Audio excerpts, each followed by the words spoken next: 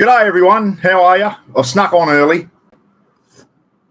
Hope you're all well. I saw a few there in the chat room all saying g'day to each other, so I thought I'd sneak on early, get a few of the shout-outs out of the way, and then get on with the night because we've got heaps to talk about. What a weekend of footy. Wow, absolutely incredible. Thanks, YouTube, your live bucket set. Steve W's on over there, or up there, I should say, in the UK. G'day, Steve. How are you? And thanks very much for the donation, mate, for Hope in a Suitcase. We're going to talk about that soon.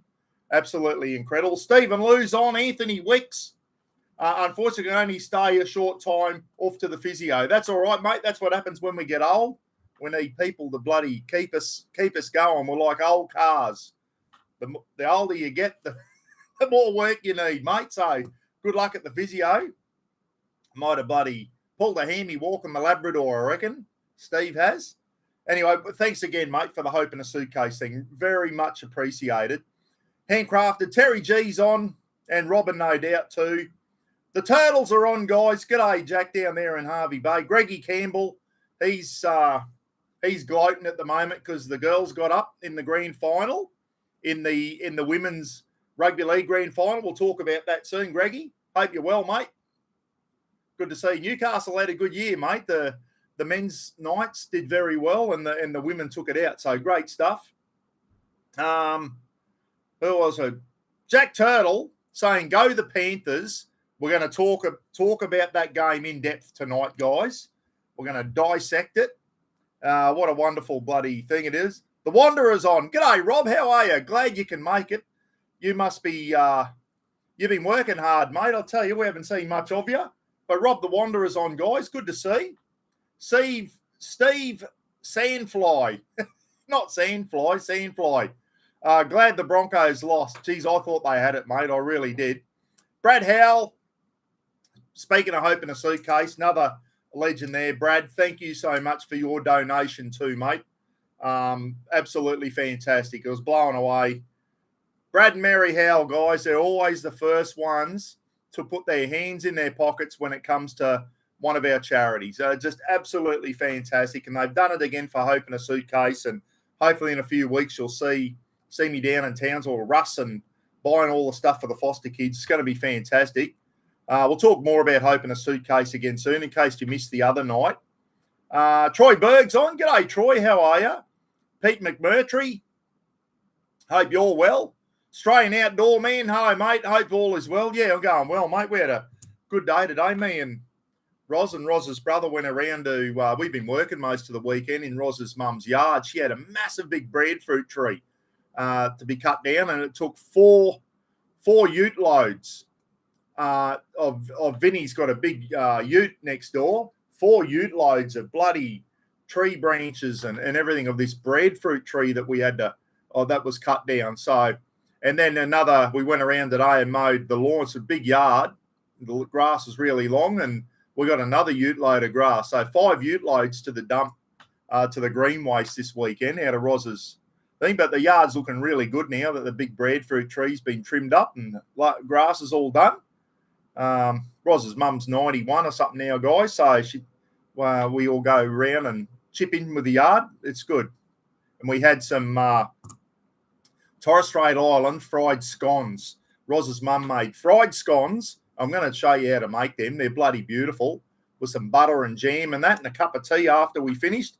It was good. And Roz's mum was there doing her beading, making all her beautiful necklaces and bracelets and earrings and that out of her. She was doing a Torres Strait Island set for somebody. The blue, the green, the black and the white, the colours of the Torres Strait Island flag. There.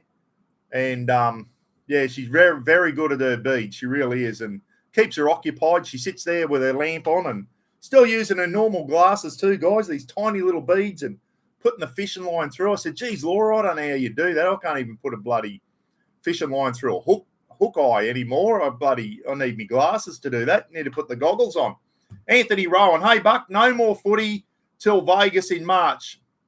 It's going to be epic. Yeah, no, there's some South Pacific games on, mate. Some of the South Pacific. I think Australia might be playing New Zealand. I'm not quite sure, but I think PNG, Samoa, Tonga, and all them are playing. So there's some some South Pacific games coming up now that that's finished. So Jace Tamalolo and all them, we'll get to see them in a couple more games, which would be good. And then, we've got to put up with the cricket for a while and then wait for the round one next year is over in America. It'd be interesting to see how the Yanks take it. They took a state of origin over there many years ago, a demo state of origin, and the Yanks went, you guys are crazy. PNG already played Australia. Yeah, Nicole, that was the Prime Minister's 13 or Prime Minister's 17, I think. The PNG versus Australia. I think that was the PM's teams. I don't know if the proper full teams are playing again. I'm not quite sure. The Wanderer, Newey Joe saying must be getting ready to go to Tassie. Rob the Wanderer's got to go down and going on the Spirit of Tasmania. Rob? That's a good trip, mate. We had a wonderful trip down during the day. A little bit rough on the way home, but nothing too bad. We only hit one wave where everything you felt the ship vibrate a bit, but it was pretty good. But it's there's times there where she gets a bit of rock and roll up. Rafa didn't like it. We left Rafa in the caravan on the trip back over at night, and he hated it. Just the noises down on the deck, the vehicle decks and that, and he was petrified and shit through the caravan. Poor little fella. He was not good at all. When the next morning when we got him out of the van, we probably should have kept him in the kennels, I reckon.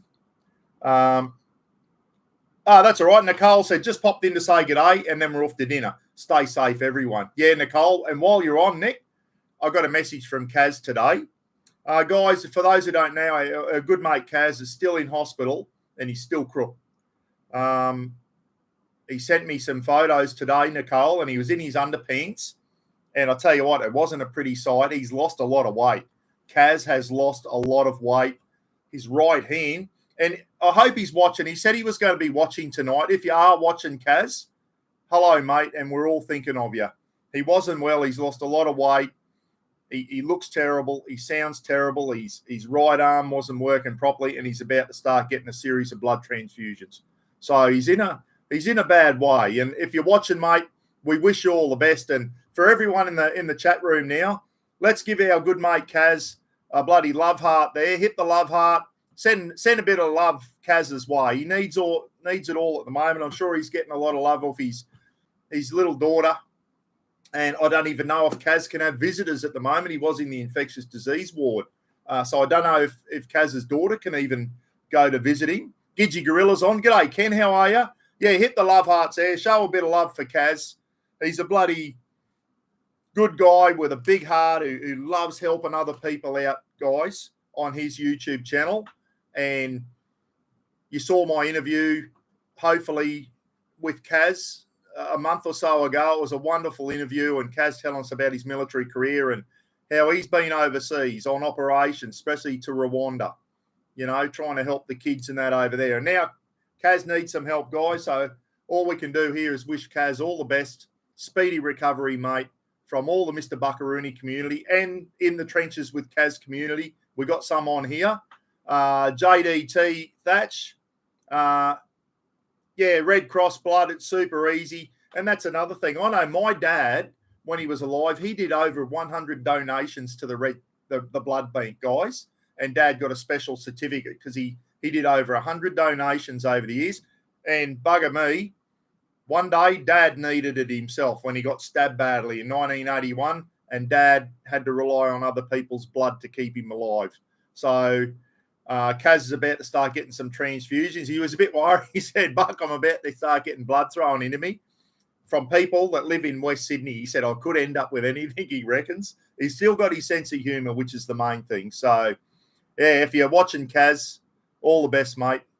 Looking forward to seeing you get back on deck, mate, back on your YouTube channel and doing your live feeds, normally Monday and Friday nights. So hopefully we can see the Pump Koala's back. The Pump Koala has been churning out he's got 3 buckets, 3 swinging buckets, guys. He's been doing roast porks and turkeys and chickens, and we've created a monster. The Pump Koala has gone in full swinging mode with his bloody buckets, cooking stuff up in his buckets with the heat beads and that in there. And it's a wonderful bloody way to cook things. I might have to do another one myself, mate. Might do I don't know what I'll do, something in veggies. Having a Yorkshire tea. Monday night. Feels like Sunday today. Was it a public holiday in Queensland or all of Australia today, guys? It was a public holiday here today, and it felt like Sunday. I don't know. Was it a public holiday where you are? Jacqueline Dixon's on. G'day, Jacqueline. Haven't heard from you for a while. Great grand final last night, Jacqueline. Won an absolute cracking grand final. We'll talk about that. And the Aussie Rules one was as well. Lorna McMillan's on. G'day, Lorna. Brad Howell saying g'day to the Beaver. Chrissy Anderson's on. Roachy. New South Wales was a public holiday. Well, day off in New South Wales, but yeah, in Queensland as well. So what was it? The King's birthday or some bloody thing? I don't even know what the public holiday. It's a public holiday every day for me now, guys, because I'm retired. So I kind of lose track of all this stuff. When you're working, you used to go, I've got a public holiday coming up. But that's why me and Vinny, Roz's brother, went around and we did Laura's Yard today for it. It was good. Just Queensland. Didn't someone say it? They had day off in New South Wales, Buck. So it looks like New South Wales and Queensland. Anyway, if you had the day off, hope you enjoyed. Hope you enjoyed the long weekend. And hope you probably need the day off to recover from the footy finals on Saturday and Sunday. Yeah, so keep an eye out if Kaz comes on, guys, in the trenches with Kaz. Hopefully he's watching us from his hospital bed. He might be getting another sponge bath. Apparently he gets about 10 a day, he reckons. The nurses go, Mr. Caswell, that's enough sponge baths for today. Anyway, Dicko's Destinations is on. G'day, mate. Paulie Newcomb. Vic have a public holiday on Friday before. Paulie Newcomb said Victoria had a public holiday on Friday before the grand final. Okie doke. He'll be loving that. Yes, he will. Kaz is chatting to the nurses at present, Mark Lavelle said. Anyway, for all those who have joined us from In the Trenches with Kaz channel, welcome, guys. I'll try and fill the void while Kaz is away. I know I don't go live when Kaz is going live. I would like to join in the chat room with Kaz, but Kaz can't do it at the moment. He's a sick man. So come on and have a jibber jabber on a Monday night for you. Won't stay on too long, guys. I know a lot of you are going to go to work tomorrow. Can never OD on the bed bath, Steve W. reckons over there. Jeff Graham said Friday public holiday in Victoria. Yeah. Glennie J, New South Wales and a number of the other states had Labor Day off. Oh, was it Labor Day, was it? Okay.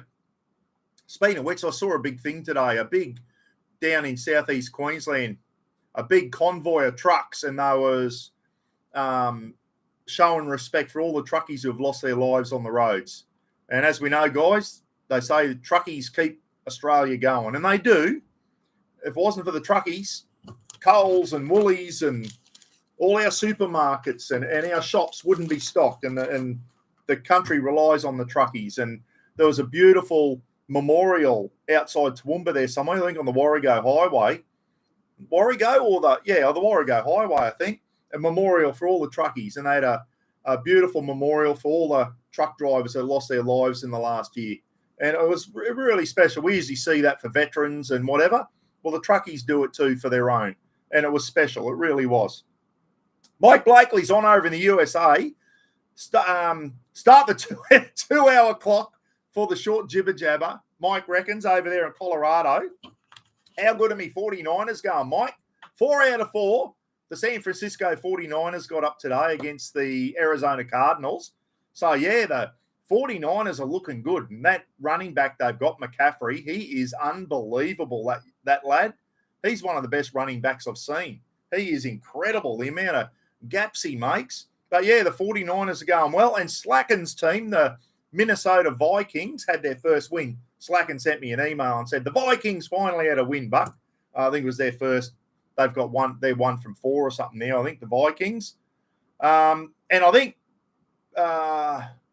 Mike, you're a bloody Denver Bronco man, and the Denver Broncos guys got beaten last week 70-20 by the Miami Dolphins, who got beaten this week. So don't know what's going on with the Broncos. Speaking of the Broncos, Mike, we had our Super Bowl in the rugby league, our grand final in the rugby league yesterday between the Brisbane Broncos and the Penrith Panthers. Brisbane, obviously from the city of Brisbane in Queensland, and the Penrith Panthers are a Sydney-based team. And one of the best grand finals, probably, I don't put it up there with, it's close to the 2015 between the Brisbane Broncos and the North Queensland Cowboys.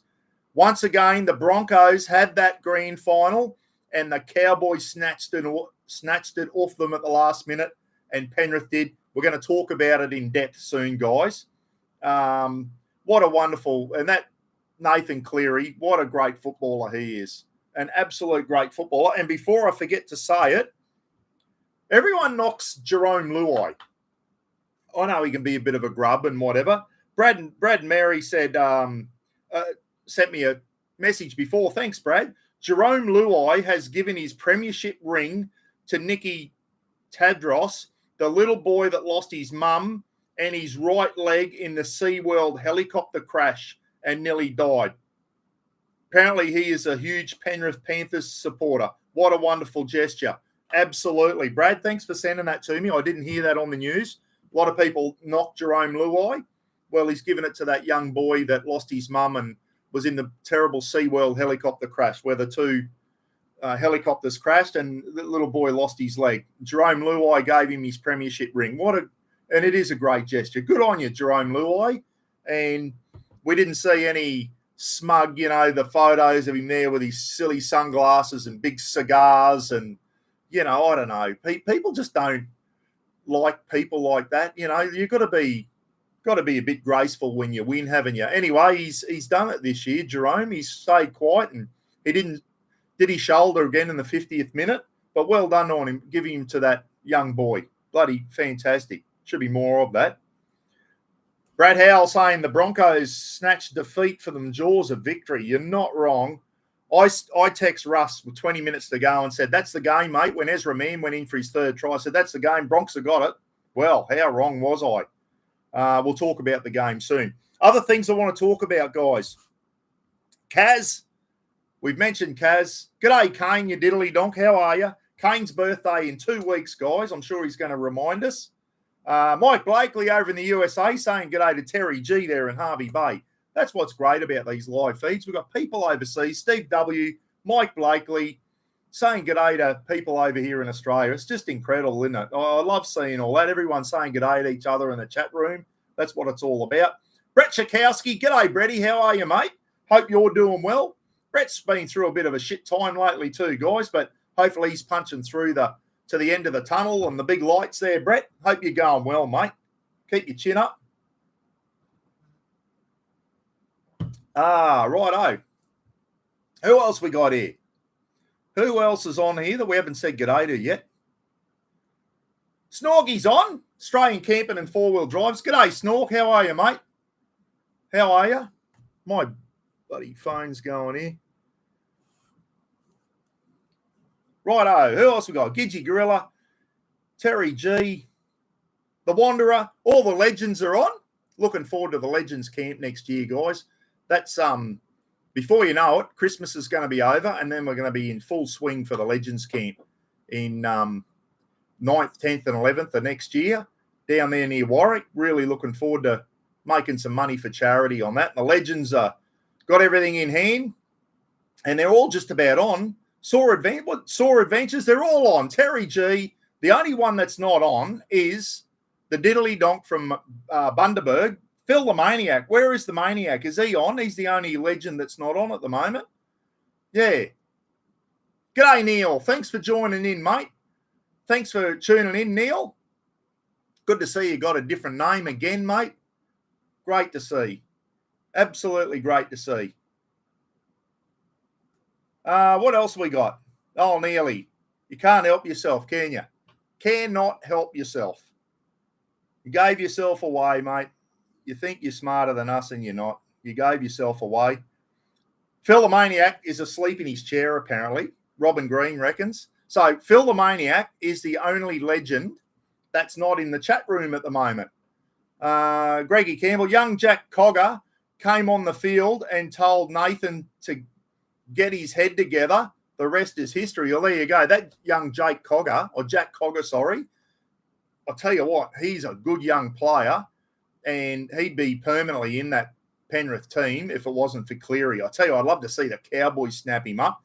And I'll tell you who else is going on the market in 4 weeks. I only just heard Ezra Mam, the Broncos 5'8", that scored 3 tries last night. He's an open bloody agent in 4 weeks' time. And guess who the Cowboys need? A decent half. Put Tommy Dearden at halfback and Ezra Mam at 5'8" and get rid of Chad Townsend. That's our team. Sorted. Cowboys, if you're watching, get on and throw some money at Ezra Mam and get him back up to North Queensland where he belongs. He's a Torres Strait Islander. Bloody get him up here. I'd love to see him in Cowboys colours. Well, I think the Broncos will keep him, mate. They'll throw some good money at him. Cogger's coming back to Newcastle next year. Well, I didn't know that, Greggy. He's a great young player, mate. Great. He signed with the Knights. Well, there you go. Great pickup for Newcastle. It really is. Hey, before we talk too much rugby league, for all the Mexicans on down south of the border, down south of Queensland and New South Wales, I'm going to talk about the AFL Grand Final. Mike Blakely, there was 2 Grand Finals on the weekend, mate. The AFL, which was the Aussie rules, and the Rugby League on Sunday. 2 totally different games, mate. 2 totally different games. One of the games is played by the Southern and Western states, and Rugby League's the big game in Queensland and New South Wales. They're kind of rival games, but I think now everyone loves watching both codes of football. Totally different. Rugby Union and Rugby League are similar. Aussie rules is a totally different game. We call it aerial ping pong. They run around in tight shorts, jump on each other's backs all the time, and they actually got 4 posts instead of 2. And even if they miss the middle post, they still get a point for it. That's how bad they kick. They still get a point for missing. And I've upset all the Vics already. But anyway, the MCG, the Melbourne Cricket Ground, where they play cricket, Mike, but they also play football there in the wintertime. They had just over 100,000 people at the AFL Grand Final on Saturday. What a wonderful crowd. 100,000 to watch Collingwood go head-to-head. Collingwood is a Melbourne team against the Brisbane Lions. So Brisbane had a team in both the AFL and the NRL finals, 2 totally different games, as I said, 2 different teams. So Brisbane was well represented. Brisbane Lions and the Brisbane Broncos both ended up losing, but what a great game of Aussie rules. I watched little bits and pieces, guys. I watched it just as Brisbane hit the front, to right near the end of the game, and I thought, the Lions might win this. And straight after that, Collingwood won the bounce in the middle and scored straight away. Anyway, the final score was 90-86. And if you kick the ball through the middle post, Mike, you get 6 points. And if you miss and put it through the outside post, you get a point. So there was only 1 kick in it. Collingwood got up over Brisbane. Well done, Collingwood. It was really good. And the pre-entertainment, I'm missing a lot of the things here. The pre-entertainment, Mike, was Kiss. Yeah, Kiss, as in the makeup wearing guys. The AFL got Kiss in to do the thing. Now, going to do a poll. Start a poll. I reckon Kiss were miming it. They were lip-syncing, guys. I reckon it would have looked better at night with all the explosions and that. They still put on a good show, but I'll tell you what, it was pre-recorded. They may have been playing their instruments and that, but it was definitely pre-recorded because I saw times there with Gene Simmons's lips and Paul Stanley's weren't moving to the words. And they were singing at times and going, come on, and all this type of shit. I want to rock and roll all night. And then you hear Paul Stanley going, come on, and that. So that was live, but the singing was pre-recorded, and I don't think they were actually singing. Kiss aren't young men anymore. I know, but if you can't get up, you're a rock and roll band, and you can't get up and perform live, give it away. They probably should have given it away 20 years ago, to tell you the truth. Was Kiss doing the old Marcel? Were Kiss miming? Yes or no? What do you reckon if you watched it? I reckon they were lip-syncing. I reckon there was backing tracks going, and when Paul Stanley was talking to the crowd, that was obviously live, but it was pre-recorded. Don't know if they were playing their instruments or not. I don't know. So let's see. Was Kiss miming? It was still a good show. Like, I've watched it on YouTube. It was still a good show and everyone enjoyed it. But they seem to do that, don't they, in a lot of these grand finals now, just in case something goes wrong. I don't know. If I was a rock and roll band and they say, you want me to mime, get someone else. That's not us. Kiss were very anti lip syncing years and years ago, and it seems that they've fallen into that trap too. Kiss was shit, Paulie George reckons. They sang 3 of their big songs, Shouted Out Loud, I Was Made for Loving You, and then Rock and Roll All Night or something, wasn't it? The 3 of their good ones. Live vocals were mixed in. Yes, Glennie J. So it was pre-recorded with a few vocals thrown in, like they all do now. All these pop singers and that. Even if they forget the words, you can still hear the song being thing. Rando reckons Kiss is shit, too old. Exactly. I've never been a massive Kiss fan. I think Paul Stanley was very, very good in his day. I think he just can't hold the notes. He can't get up high anymore like he used to be able to. They still put on a good show. And you know what? Someone sent me a message and said Kiss donated a lot of money to a veterans charity after the thing. So if anyone knows about that, absolutely fantastic. Maybe not at the Super Bowl. Yeah, I don't know how they go at the Super Bowl there, but I know a lot of Yanks were commenting going, how come the Aussies can get Kiss for their grand final and, you know, we need to have Kiss for the Super Bowl. I'm surprised Kiss hasn't played at an NFL Super Bowl. I reckon they'd be absolutely fantastic at a Super Bowl, maybe in the earlier days, but, you know, one of the big absolutely no lip syncing with AC/DC. They just go hard or go home, Akadaka. And absolutely, that is one, except for on their film clips, obviously. But when they're live and that, they, when they did it at the Grammys, they played a couple of songs at the Grammys. They were live then, you could tell. Brian Johnson don't lip sync, let me tell you. Tharge Roberts, have you been to an AFL match before? Yes, I have, mate. Back in 83, when the Sydney Swans first came in, I was posted to Sydney, and I went and I'm sure I watched the Sydney Swans game. And what was good about the game is watching it live. On TV, you only see where the ball is, but when you watch Aussie Rules live, you can watch all the players in the background running and making leads for the kickers and all that. So you can see a lot more live than what you can on the TV. You focus in on the ball, they kick the ball, but when you're live, you can see that 3 guys have taken off, and it's like in the NFL, Mike, you know, when the quarterback gets the ball, he's looking for targets to hit. It's like that in Aussie Rules, except they kick the ball to him. So the guy who's got the ball, he's looking for guys to make a lead, they call it, so that he can kick the ball to it. So these guys have got to get away from the defensive players and get in the open so the guy can kick him the ball. It's a very skillful game. So, yeah, I have been to one, mate. It was the Sydney Swans can't have been in that long in 1983. I'm sure I went and watched the Sydney Swans at the SCG or something like that. I don't know. I can't remember who they were playing. And I've been to the I just bit my lip. I've been to the MCG, but that was to watch a rugby union match between the Wallabies and the All Blacks. And the Wallabies got up that night. There was about 90,000 people there that night. Went with my old mate Flash, who isn't here anymore. What a fantastic night that was. Watch the Wallabies beat the All Blacks. Doesn't happen anymore. Wallabies couldn't beat Eggs. Back in the day when we could actually beat the All Blacks every now and then. So was Kiss miming? I'll end the poll there. 70% reckon they were. I reckon they were miming. I reckon there was, they say, lip syncing isn't miming because it's got a backing track, and they do talk and sing every now and then to the backing track. Well, to me, that's miming. You're either singing or you're not. I don't know, it just didn't look right to me. Didn't look right.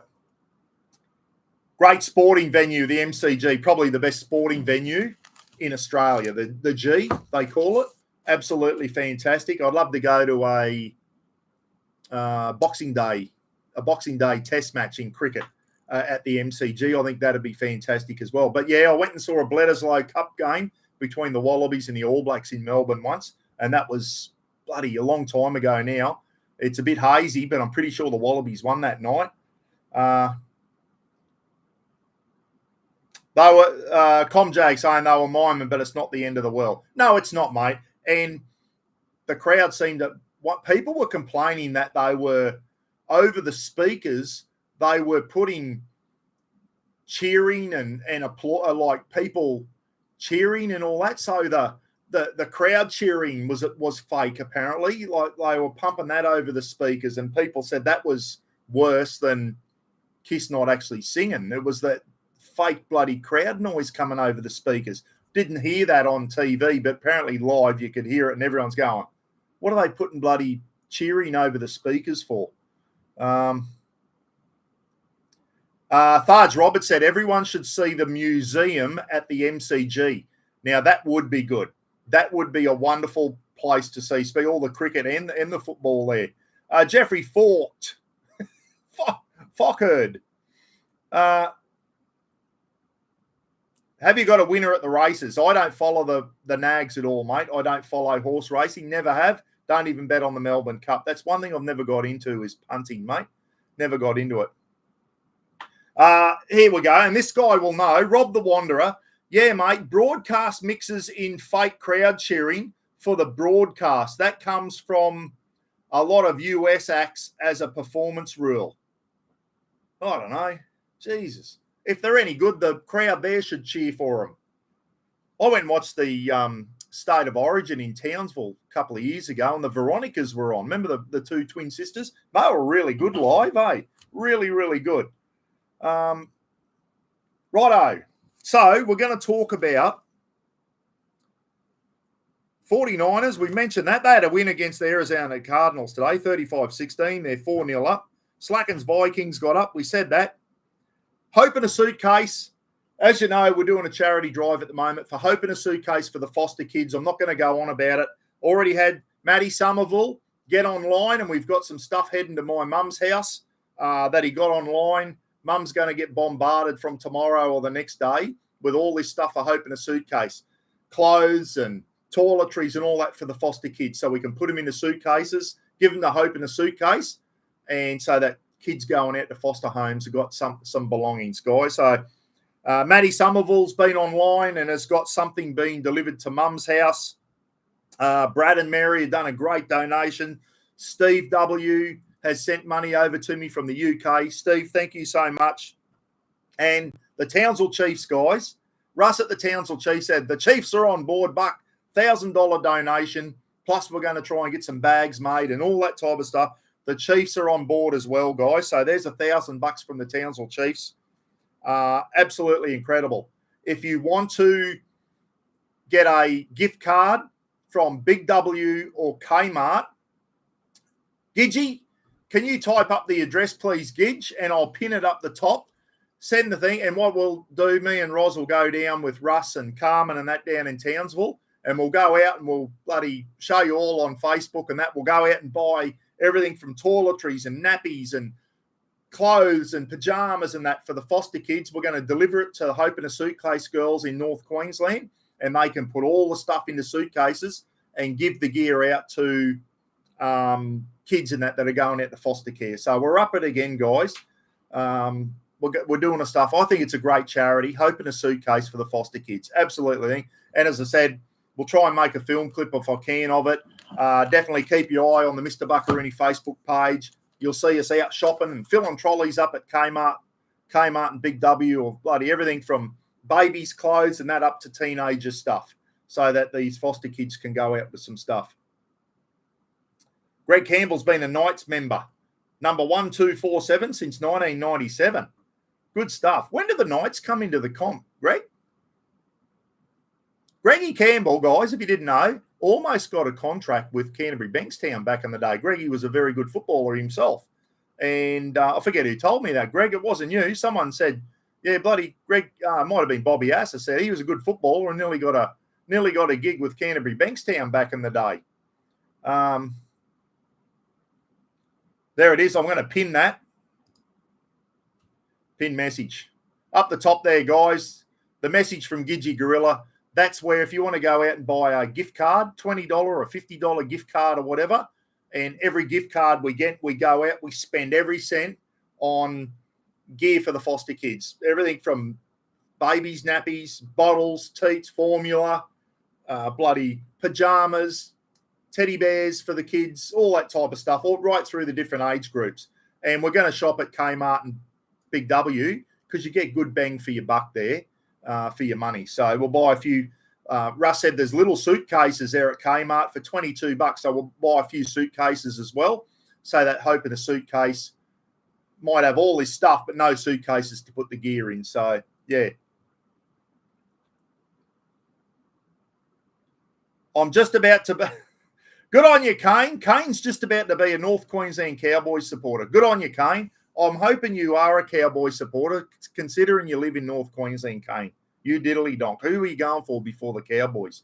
Yeah, so it's up there, guys. 19 Atherton Circuit, Kerwin, Queensland, 4817. That's where you send your gift cards to. Or if you want to shop online and get the delivery sent there, gift cards are probably the way to go. And you'll see me and Roz down in Townsville with Russ and Carmen and whatever. And we'll down there and we'll fill as many trolleys up as we can with stuff for the kids, deliver them to Hope in a suitcase. So if you want to support us, absolutely fantastic. And you'll get full accountability of that.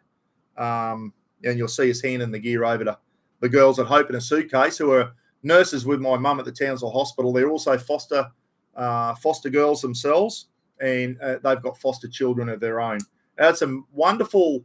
I was reading through the last live feed I did, and there was a few people in there that have been foster children themselves or have had foster children, and everyone was on board with it, guys. I think it's just one of the best charities we can do. Rob the Wanderer going, fins up to Kane Higgins. So anyway, it was a good Aussie Rules Grand Final. That's where I was going to go with that. Now, another good thing about the Aussie Rules is apparently Uncle Colin Hunter, is it? Uncle Colin did the Welcome to Country down there, and Sam Newman wanted everyone to boo the Welcome to Country. Apparently it wasn't booed. Everyone respected it, and it was good to see. And I'm glad everyone did that down. 100,000 people respected the Welcome to Country. So good stuff. That would have been embarrassing if they booed the Welcome to Country, I think. Bloody thing. Hey, there's a guy on YouTube. I only just saw him today. He's a Yank, and it's just on these YouTube shorts. And he makes money from his YouTube channel, obviously. Keenan Bank, K-E-E-N-A-N. Go and check him out. That's his name on YouTube, Keenan Bank.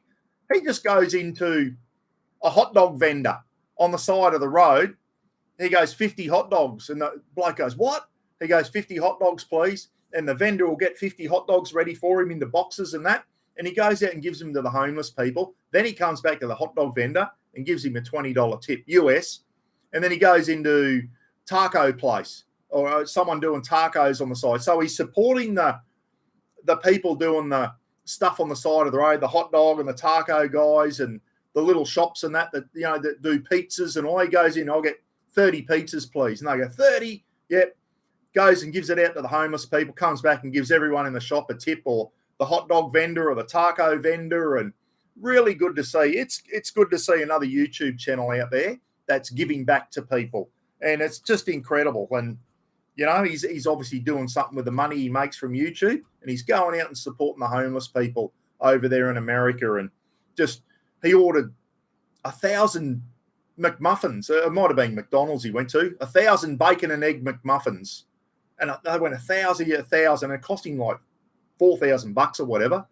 And he just went around there must be a lot of homeless people. He must be in LA somewhere, and just giving out bacon and egg McMuffins to the homeless people for breakfast. And it's just good to see, isn't it? Absolutely fantastic. Benny Coops, buck me old mate. I got in a stink after the grand final, but I did some trollop up against the bins. so we can call it all square. Benny Coops got into some stink after the grand final. Well, that's not good, mate. How many beers had you had? Phil the Maniac is on now, guys. Phil the Maniac, what about the American Gridiron? Takes them half an hour to play 5 minutes. Yeah, I know, Phil. It's a long, drawn-out game. I only watched the highlights, mate. Phil the Maniac's on, so we've got all the legends on there, guys. All 6 legends are in there at the moment. 6, might be even more. So it's good to see. Now, we're going to get on to the good stuff. The rugby league. Sorry for all you Victorians. I'm going to talk a bit of rugby league now because that game last night was spectacular. It was a bloody fantastic crowd of 82,000. So both stadiums filled out. People are there going, the Aussie Rules had more people. Well, that's a core stadium in Sydney. It used to take 100,000 after the Olympics, but they renovated the stadium so that it didn't need it to take 100,000. So it sold out with 82,000 last night. The Aussie Rules sold out, the MCG, 100,000. 100,000 and about 20. So 100,000 is right on the button for the MCG. 82 seems to be, I used to call it Homebush Stadium. So Stephen Lou, hey, Buck, you should do a poll on the Tina. I'm going to talk about that, Stephen Lou, because we talked about Kiss, and I'm also going to do a poll on the Tina Turner in person. I've got that down here. I'm going to come to it. Anyway, we'll do that. Before I get into the footy, let's go on to the pre-entertainment of the rugby league. Now, listen, there was a band on there doing the Land Down Under, and they were called King Stingray. And you're probably thinking, I've never heard of these blokes, and there's a reason for that. Those lads, I actually enjoyed it, guys, and I love how they incorporate the didgeridoo and everything into like modern music and rock music and that. I get remember Treaty? I forget who sang that, but that song I loved it with the didgeridoo and that in there. King Stingray, guess where the Indigenous boys are from, guys? You don't get much more Indigenous than this. They're from Arnhem Land in the Northern Territory. So a lot of people are going, oh, who are these blokes? They're fair dinkum, bloody Aboriginal guys from Arnhem Land in the Northern Territory. That is as remote as you will get, guys. The white fellas playing the instruments in there, the guitarists and that, I think they're Queensland guys. But King bloody Stingray, what a name. King Stingray, they're Arnhem Land boys. And I didn't mind that. They did Land Down Under. And if you go on YouTube, they actually do it with Colin Hayes from Men at Work. And it's very, very good. They do a bit, and then Colin Hayes comes on and sings with them. And it's fantastic. Look up King Stingray and Colin Hayes on YouTube. Really good. So well done to King Stingray for some boys at Arnhem Land in the Northern Territory to get to come on and do a song for the Rugby League Grand Final. That must have been pretty special for them, guys. It must have been. Now, everyone's going, Tina Turner impersonator, and I don't know, the media's trying to blow this out of proportion. Now, I didn't mind it. And now, listen, let's remember, Tina Turner did a lot for rugby league back in the late 90s. Simply the Best and all that. She came out and did some stuff for the NRL, the rugby league at the time, in the early 90s when the Brisbane Broncos were the hot team back then, 92, 93. And it's fantastic. As we know, Tina Turner passed away this year, guys. She passed away, and that's why Tina Turner, I think there was people going, why didn't Tina Turner come out and sing? Well, she's dead. That's probably a good reason why she didn't sing at the Rugby League Grand Final, you fucking idiots. And I saw some comments about that people are just that they're that friggin' out of touch with what's been going on in the world. And I saw, and people were going, yeah, and then they're going, what do they call it? A something band, a cover band. They're not a cover band. That is a musical. Tina the Musical. It's a musical thing like bloody, they go around in the big cities and that, and they do a musical, and it's on Tina Turner. And the people that have been to it reckon it is absolutely fantastic. Absolutely fantastic. Now, I wrote down a bit about that Tina thing. Where did I write that? Where did I write it? Righto. Now, the girl who was dressed up as Tina Turner, her name's Ruva Nguina. Ruva Nguina. She's born in Melbourne. She's an Aussie girl, born in Melbourne to Zimbabwean parents, guys. So she's got not South African, Zimbabwean heritage, African heritage there. And personally, trying to bloody follow in Tina Turner's footsteps is no mean feat. And I thought she did a fantastic job last night. I thought she did really well. I found it entertaining. Some people didn't. Some people did. We're going to do a poll while I continue talking about it. Start a poll.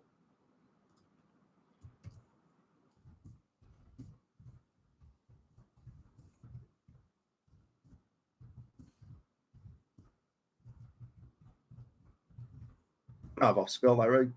Yeah, no, I thought it felt like I'd hit something. Did you enjoy the NRL pre-game entertainment last night? King Stingray and the Tina musical. So it wasn't a cover band. It's not a Tina Turner cover band. It's a musical thing. And the girl there, the bloody Ruva Nguina or whatever her name was, I thought she did a really good job. At first, I thought it was Brian To'o from the Penrith Panthers winger with a wig on. Did you see the size of the legs on her? She had bigger legs on her than Mal Meninga. Big girl, but what a big voice too. Fantastic voice. I thought she did a good job.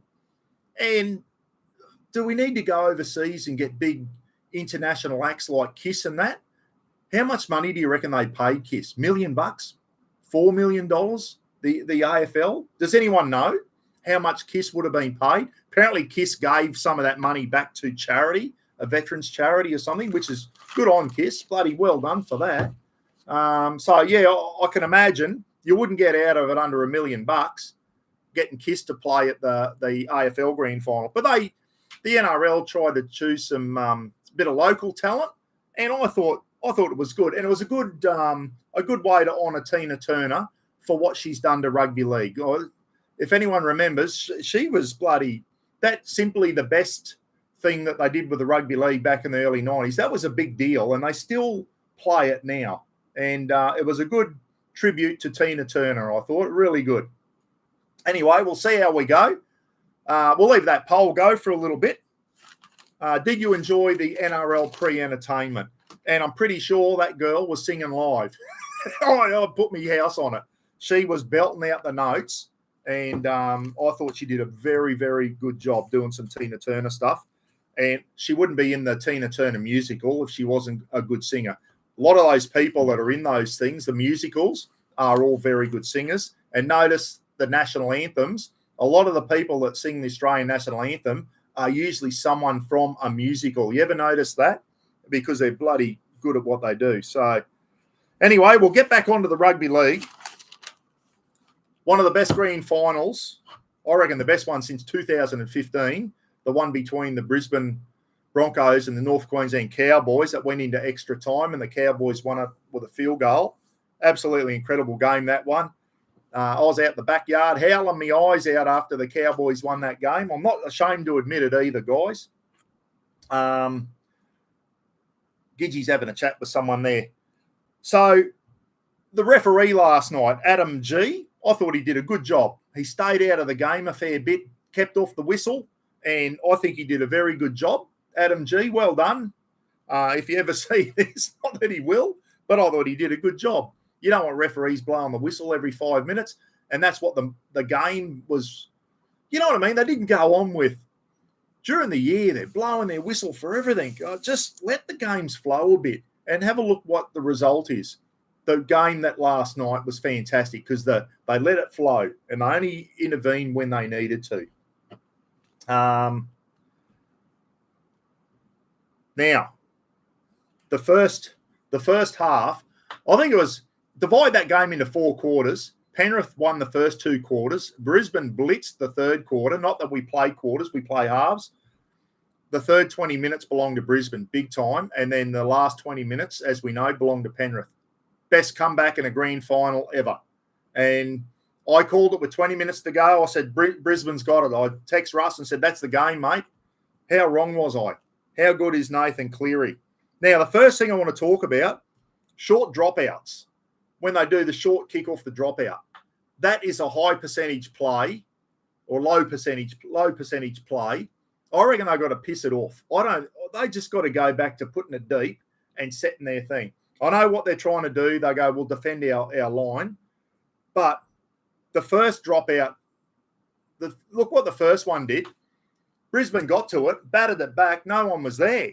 No one was there except bloody Mitch Kenny from the Panthers and went over the softest try he will ever score. 6-0 with the conversion. And then Adam Reynolds puts one out, a drop goal from his own thing, puts one out on the full. Adam Reynolds had a terrible kicking game last night. He really did. Put one out on the full, 8-0 to Penrith. Just before half-time, we saw Tommy Flegler go over for a try.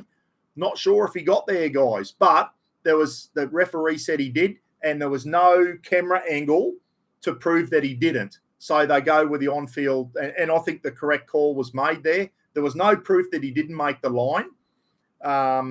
It looked like he probably got there, ended up 8-6 at half-time. I thought Penrith should have been way ahead at half-time. They were all over the Broncos, but the Bronx hung in there, guys. They hung in there, and they came out after half-time and absolutely blitzed Penrith in the next 20 minutes, in the first 20 minutes of the second half. Absolutely blitzed them. Reece Walsh, I've got a note here, poor game. He had one good run. He ran sideways and got taken into his own in goal. I don't think he won't be happy with his game at all. Yeah, so, poor kicking from Adam Reynolds last night. He's usually one of the best in the game. I couldn't believe it. Tommy Flegler, the Tully Tiger, he went over. It was good to see. And Tom Flegler and Herbie Farnworth, the Pommy guy out in the centres, they're going to the bloody Dolphins next year. Rob the Wanderer, fins up. And I think the Dolphins are going to have a good team next year. They really do. Reece Walsh went missing for Penrith's first try. Yeah, hands on his hips behind the post. Was it Farnsworth batted the ball back, or was it Katoni Staggs, one of the centres? No one was there. The only person there was a Penrith player. That was a soft try. Once again, should either caught the ball or don't go short. If you're going to go short and have someone bat the ball back, you've got to have people back there to receive it. Bronx was standing around. Kurt Capewell was another one. Pat Carrigan was in the vicinity, standing around watching. And the only person that was on the ball was bloody Mitch Kenny from Penrith and put him over.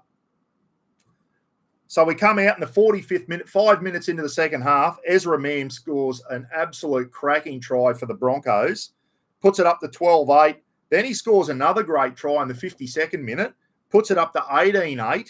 And I'm starting to think Brisbane might do this. And then when he went over again, Reece Walsh actually did a good run on this one and put Ezra Mam over for his third try, a hat trick in a grand final, and he still lost. He must be just going, how does that happen?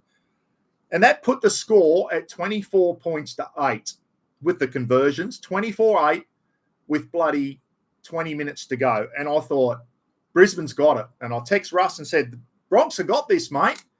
And Russ said, hang on. And even Tofty, I said to Tofty, you're getting excited, mate. He said, hang on. He goes, game's not over yet. Tofty's a big Brisbane Broncos fan.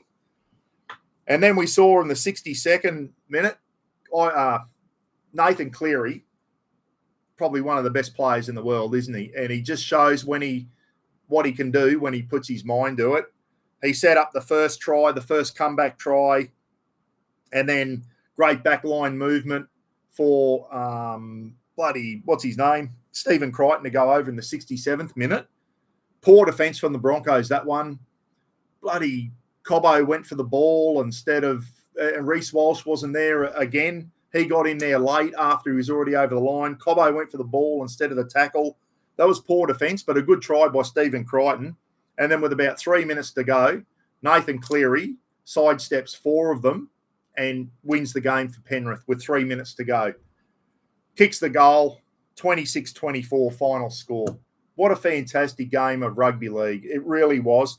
Slacken, if you see this, mate, I've sent you the link to it. I hope it works over there in Canada. It's just the highlights of the grand final.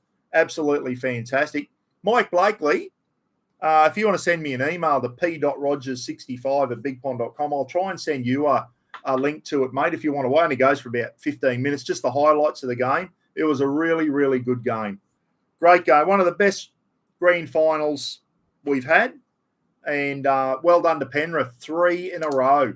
3 Grand Finals in a row now. They go down as probably one of the best teams in the modern day era thing. And as Phil Gould said, don't be surprised if they don't win it again next year and the year after. They're losing a couple of players, but while Ivan Cleary's the coach and Nathan Cleary's in that team, they can keep winning. And they're going to be hard to beat again next year. So bad luck to the Broncos. Turum or Tyrone. Buck, for me, the two that stood up for the Broncos were the two props. They really took it to the Penrith counterpart. Yes, Flegler and Payne Haas. Although Payne Haas was a bit quiet in the first half, but his second half was phenomenal. I'll tell you who was. I'm going to sneeze in a minute. I just went like that, and it's going to make me sneeze. Jesse Arthurs, the Broncos winger, had a cracking game. What a great game. Oh, hate that. Jesse Arthurs had a great game.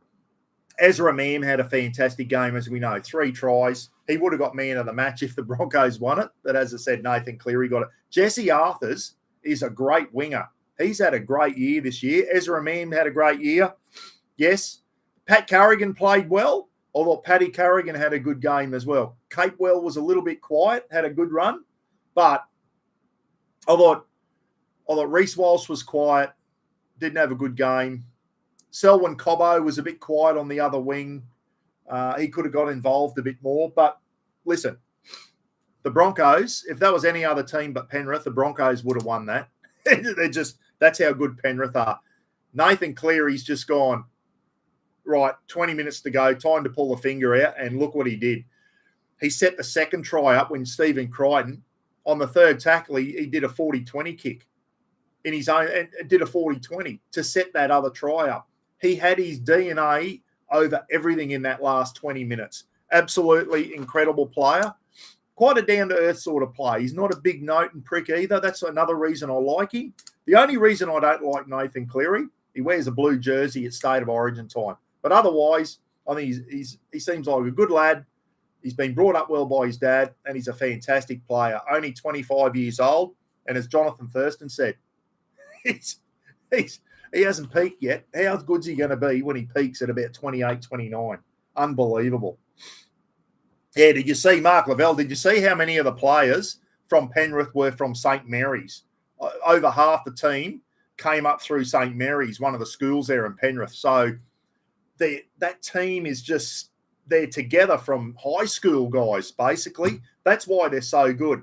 And their training facilities and everything there at Penrith is second to none, they reckon. It's up there with, like, NFL teams in America. It's incredible.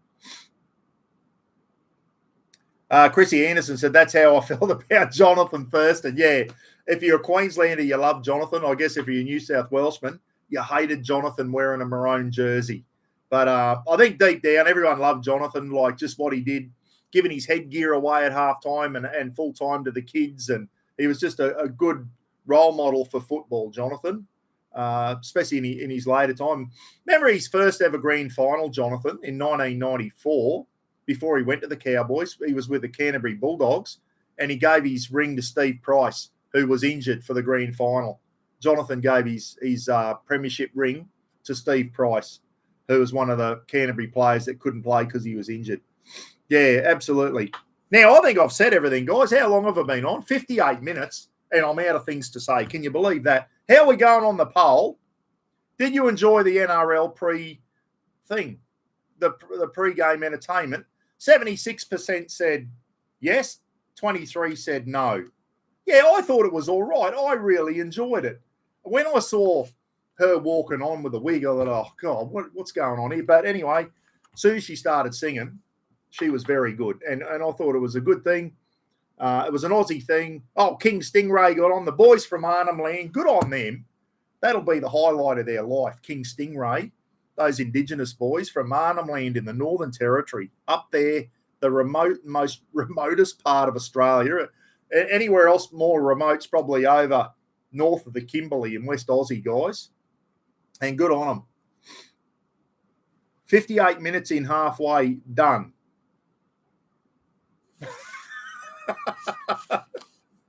Mike Blakely reckons Mike reckons that 58 minutes gone. I'm only halfway done, he reckons. No, Mike, not tonight, mate. It's Monday night here in Australia. So it's bloody... Hang on. What is it over there? Colorado? I don't know if I've got Colorado. I'll just see.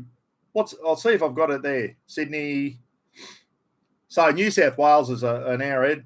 Los Angeles is 2:50. Mike Blakely, you've either got up early or you haven't been to bed. Los Angeles is 2:53 a.m. on Monday morning. So they're not even, the Yanks aren't even out of bed yet. Mike Blakely, what are you doing? You should be in bed. Las Vegas. Now, this is getting out around 2:54. What is it? 2:54 in the morning over there, Mike. Las Vegas, 2:54. Colorado's around there somewhere, isn't it? On the same time zone, maybe 2:50. So about 3 o'clock in the morning over there, Monday morning in America, in Colorado. So, Mike, you either stayed up real late or it's 4 a.m. in Colorado. There you go. So he might have got up real early. Mike might have set the alarm. Slacken will be in bed. Slacken says, Buck, I don't get up for your jibber jabbers anymore. I've got to drive a bus. And it's not a good look when you run off the road because you're asleep and everyone's running, yelling at you, going, Slacken, wake up. You're driving the bus. He said, sorry, everyone. I've been up all night watching Buck jibber jabber down there in Australia. So, it's daylight savings now. Queensland, as you know, Mike, we have daylight savings started last week or whatever. Queensland, we just stay on our normal time because we're normal people. But the bloody Mexicans down there in New South Wales, Victoria, and Tasmania, they decide to turn their bloody clocks forward an hour. So I've got to remember that from now on. So I'll probably come on at 6:30 at night or whatever Queensland time, so it's not getting too late down south. And over in West Aussie. So West Aussie's 2 hours behind Queensland and now 3 hours behind New South Wales, Victoria, and I think Northern Territory's half hour behind Queensland. So it'll be about 7:30 in the Northern Territory at the moment. And I don't know what South Australia is because they're on Central Australian time, but they also have daylight savings, and it totally stuffs me up. If you're a bloody crow eater, what time is it in South Australia at the moment? Because usually they're half an hour behind Queensland. The Broncos were 1 hour late, yeah. Do you reckon, here's another poll, guys. Start a poll.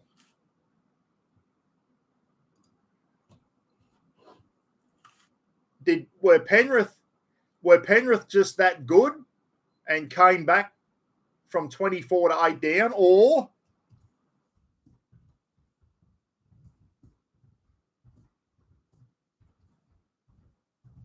did Brisbane clock off early? Start a poll. Did Brisbane clock off early, or did they keep the intensity up? Did they keep trying? And Penrith just went up a couple of gears. What was it? Or did they clock off early? Let's see what the poll says. Did Brisbane clock off early, or was Penrith just that good that Penrith were in third gear and they went, stuff this, we're going to go fourth, fifth, and sixth and just mowed them down? Hey, Buck, New Zealand is 2 hours in front of us. Yes, they are, Kane. New Zealand's 2 hours in front of Queensland, and they'll be only an hour in front of the other ones now. So Phil Weber over the ditch there in Auckland in New Zealand. Penrith was that bloody good, Jack Turtle. Yeah, I know, Jack, they were very good. But I couldn't believe how Brisbane blew them away in that third 20 minutes, mate. Just after half time, Brisbane just went bang, bang, bang. And I thought, they've just blown Penrith out of the game. And with 20 minutes to go, Nathan Cleary he's a freak. He's just gone, right. Lukey Reed's on, guys, and Lukey is going, but he's going to the Bathurst 1000 car race. When's that on? This weekend or next weekend? Lukey's going to Bathurst, guys, and I'll be cheering for the Dickie Johnson cars. Always cheer for the Dick Johnson team. And I've seen one of Dick's cars is getting driven by a female that's come over from Switzerland.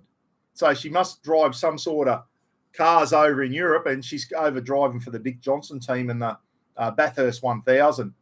Mike, we have a car race here, the Bathurst 1000. Incredible motor race, mate. They don't just go around in circles, mate. She's a big circuit. I forget how far it is, a couple of miles, and it's out on country roads and that, mate. And it's a really, really good race. It's the best car race of the year here in Australia. And we've even had some Americans come over and do it, and American commentators and that, and they go, this is one of the best car races in the world, the Bathurst 1000.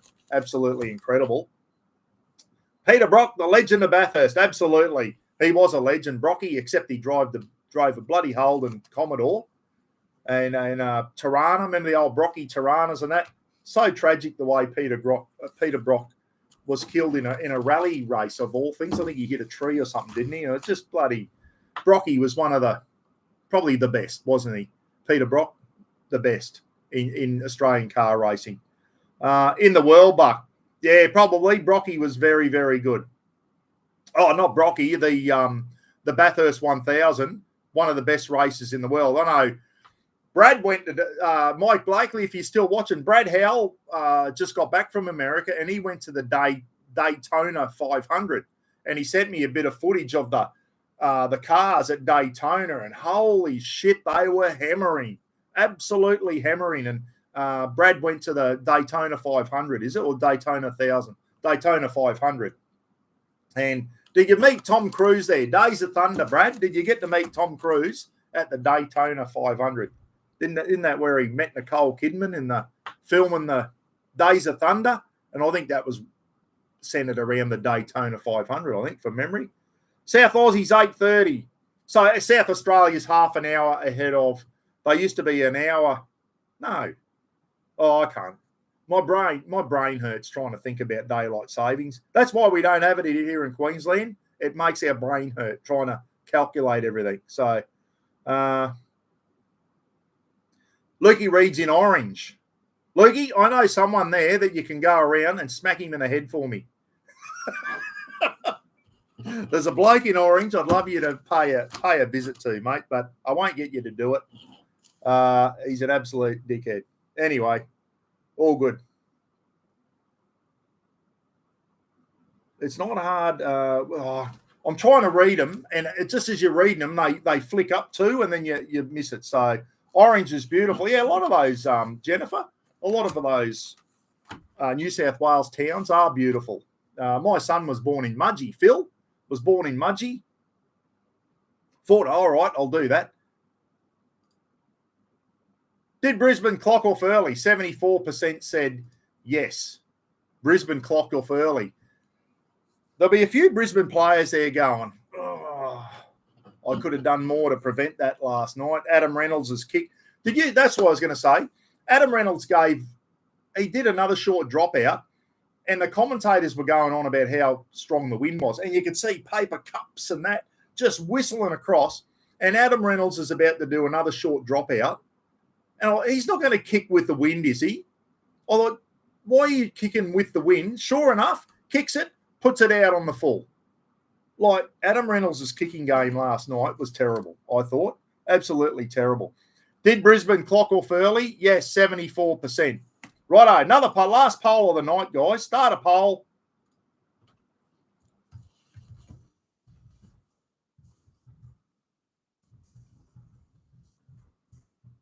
It's either yes, are you a Ford person?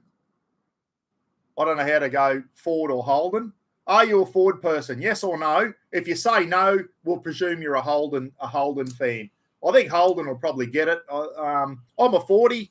I've always been a big fan of the Dickie Johnson team. Remember Dick Johnson, the True Blue XD Falcon when he hit the rock? I've been going for Dickie since he was driving the big XD Ford Falcon. Then he went to the green the big green machine, the XE Falcon, and then he went to the Ford Sierras and whatever, and they're going on Mustangs now. And our cousin Gary Rogers, he's got a Dick Johnson racing BA Falcon, Ken, and he's just got a Dick Johnson Mustang. And the Mustang's got nearly 1,000 horsepower or something. Apparently, Gary's Falcon used to hammer. And Ken asked Gary, he said, how's it go compared to the Mustang? He said, the Mustang's got way more power than the Falcon has. So, yeah, Gary's a big Dickie Johnson fan. He's got 2 Dick Johnson racing cars, a Falcon and now one of the Mustangs. 800 horsepower, the Mustang. That's a lot of power, isn't it? Almost as much power as the BT50, guys. The almighty BT50. So, anyway, we've got the workers coming in tomorrow, the tradies, and they're going to finish off our bathroom. I reckon they'll be finished tomorrow or maybe Wednesday afternoon, and we'll have a beautiful new bathroom. They've just got the cabinets to put up now and a few little jobs, but we're showering in there now. We're not showering in the King's privacy ensuite and the old King's thing out in the carport anymore. We can actually shower inside now, and boy, oh boy, he's done a good job. Fantastic job. And then I've got once they finish the second toilet, silicone that in tomorrow, and then I'm going to repaint the original toilet room, the same colours that they've done the new bathroom. So we've got a second toilet in now, which is great. Roz has got her own toilet, and she said, you blokes can use your own toilet, and I'm bloody using my own toilet from there on, she said. Anyway, I'll leave it at that, guys. Nothing else to say. What a great weekend. Best weekend of the year, I reckon. One of the best weekends of the year. The Aussie Rules Grand Final, the Rugby League Grand Final.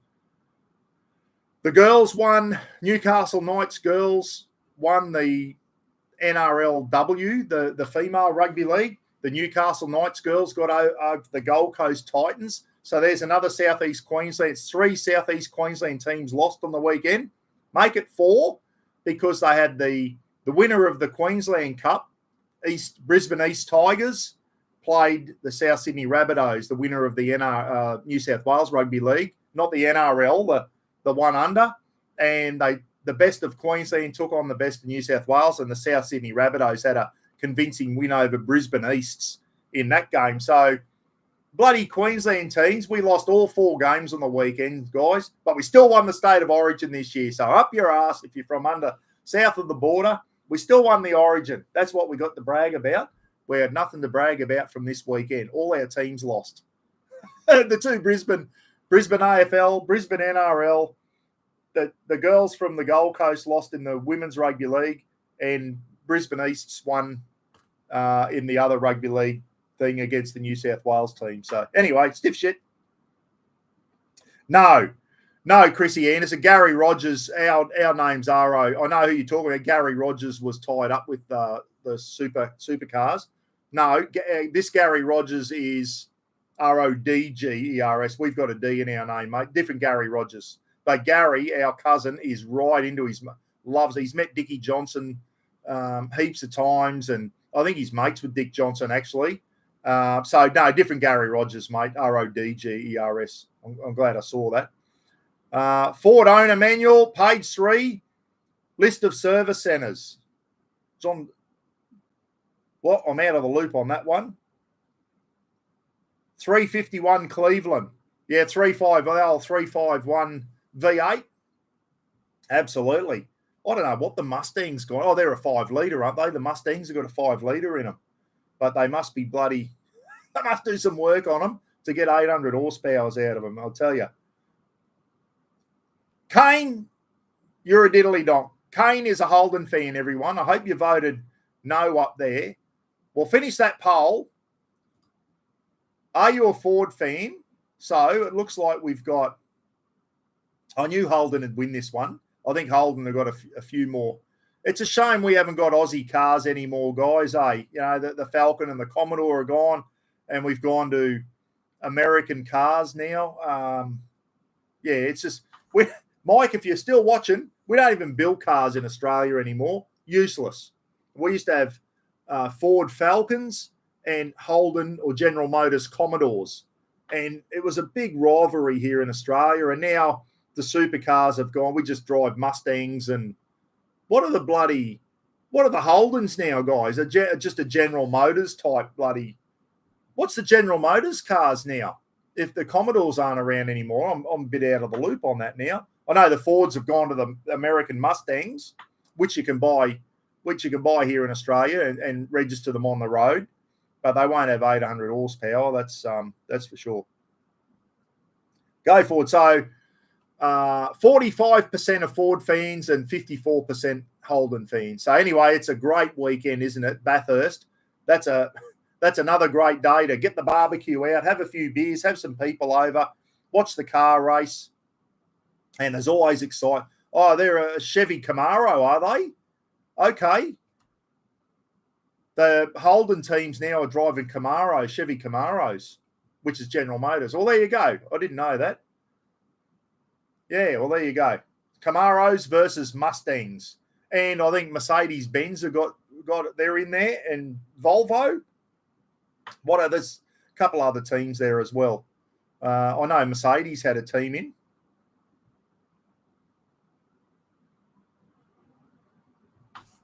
Paul Mrbuckaroonie, no, I don't think they'll get it all finished tomorrow, mate. I think they'll come back Wednesday and finish off there. But they're just doing the finishing touches now. And I'll tell you what, it looks bloody nice. They're really good. And Roz has wanted a new bathroom for a long time now, and we've got one now, and it's good. They've got to put the little bit of plumbing to be done still for the sink, and then the wall cabinets. There's 2 big wall cabinets going up with the mirrors, and you open them up, put all your toiletries in.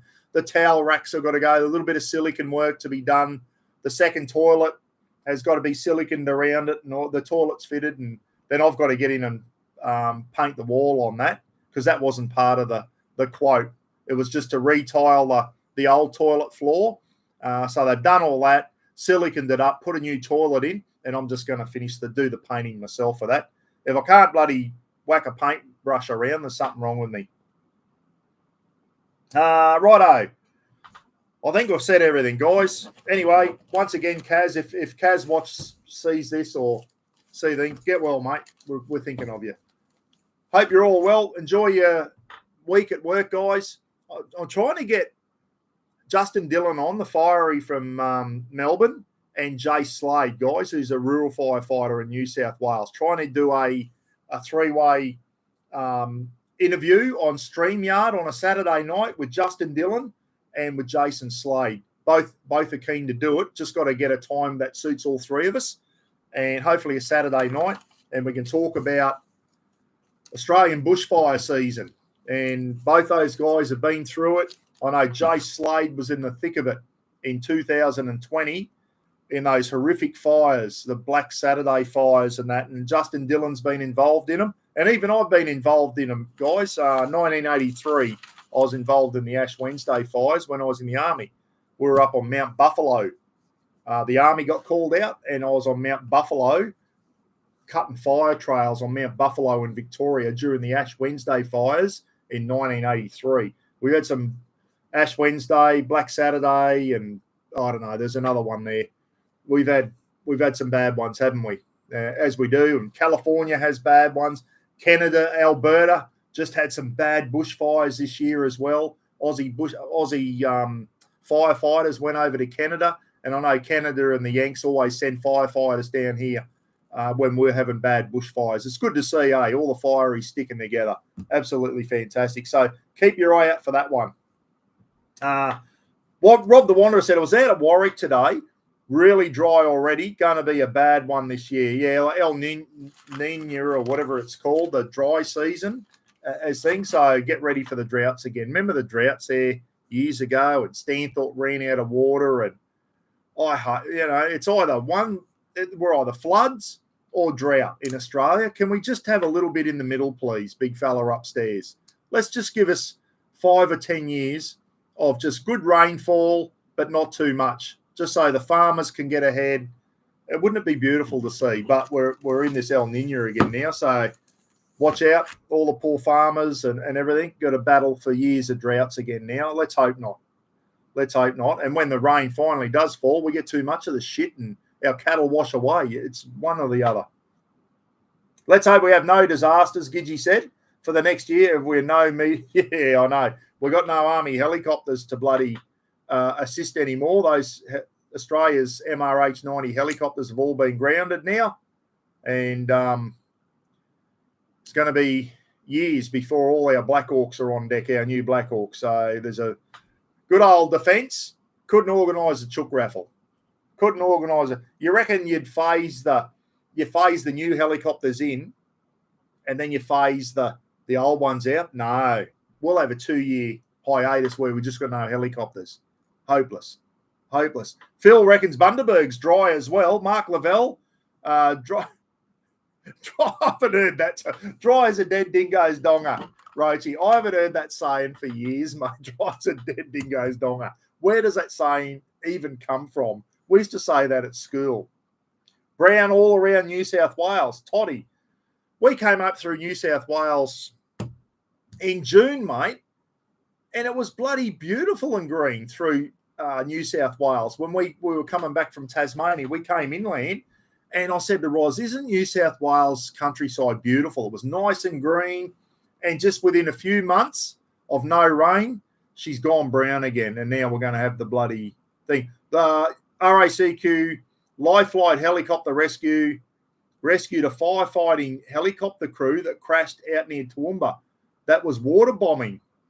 So RACQ Life Flight, one of the Legends charities that they're doing next year, guys. So and that's the type of work they do. They rescued a bloody crew from a firefighting helicopter that crashed out near Toowoomba. I didn't hear about that one on the news, mate. Yeah. They still making those subs. Oh, I don't know what we're doing with submarines, mate. I'll be just about 6 foot under by the time we get these nuclear submarines. I don't know what's happened with them. Let's hope we don't get a big Cat 5 coming this season, Buck. Brett Schakowski said, most haven't been through a big cyclone. I was only saying that to Roz's brother today. Cyclone Yasi was 2011, so 12 years ago since Innisfail's had a big one. We've had a couple of the little ones go past, but those Cat 4s and Cat 5s, Bretty, they are not pleasant, mate, and they do a lot of damage, and they're scary. They are bloody scary to sit through. We sat through 8 hours of Cyclone Yasi, and it sounded like a bloody 747 Jumbo was sitting on our roof on full afterburner. It was bullshit. It was scary. Bloody 8 hours of that non-stop. Like real 8 hours of real bad stuff, and then we had hours of, you know, either side of it building up and then going down. And I remember waking up and it was daylight and it was still windy outside. And I thought, my God, the roof's still here and we're over. We got through it. And remember Cyclone Larry in 2006 when I come back from Cape York, Roz sat through that by herself, Cyclone Larry. And our house and the house next door, the two low-set homes, they survived. All the high-set homes around us all lost their roofs. And in Cyclone Yasi, this wind, I could hear something. I put the torch through the glass here, like shined it on the glass, and next door's roof next door, Brian lives there now, that roof was doing one of these during Cyclone Yasi. And I said to Roz, next door's roof's about to go.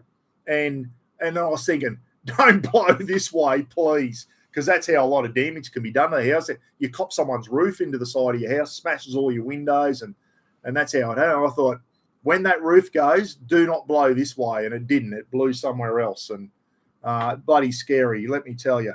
So, I don't know. I think I'd rather a cyclone than those big bushfires.